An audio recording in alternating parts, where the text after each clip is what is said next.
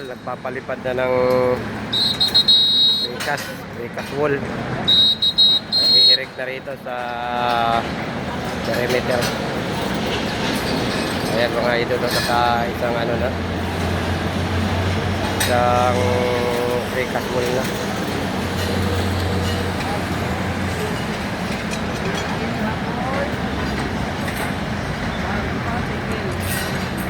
Yan yung pinaka dingding recast wall. Yan na yung uso ngayon mga idol, mga lodi. Puro cladding. Recast cladding yan ang sakto talagang tama na tawag. Recast cladding. Yan na yung uso ngayon. Hindi na uso yung mga CHB. Uso ngayon recast cladding wall.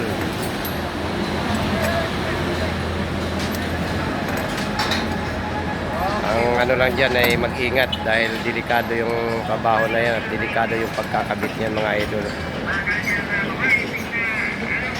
Kaya yung mga tao nakaharness para sa protection nila in case na magkaroon ng aberya dyan sa ginagawa nila, may pipigil kanilang pagkahulog mga idol.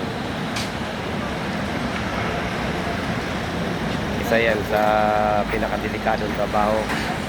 Dalawa lang yung pwede mong puntan dyan, maipit o may pagkakataon na mahulog. Kaya doble ingat ang paggagawa niyan o ang pagkakabit niyan o pag-i-erect. Dapat talaga first of mind ka lagi sa posibleng mangyari mga idol. May harness naman sila na protection nila sa pagkahulog. Ganyan mga idol, ilakabit. Meron na silang naikabit na isa. Recast cladding ang tawag ng mga idol. Wall precast cladding.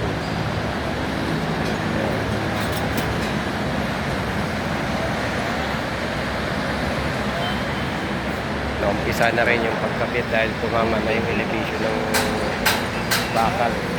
Hindi nila nakita yung plano para dito kaagad, kaya nagkaroon ng ano na ang bababa ng panarian ay yung slab lang, hindi yung biga, yung elevation ng biga. Support naman guys mga idol sa aking YouTube channel Ariel Vlog at ganoon din sa aking Facebook page na Bakal Vlog mga idol. Ayan. Ito yung nagkukuman na rigger dito sa baba. Ayan si Taba. Tulak. Dito mo kapila.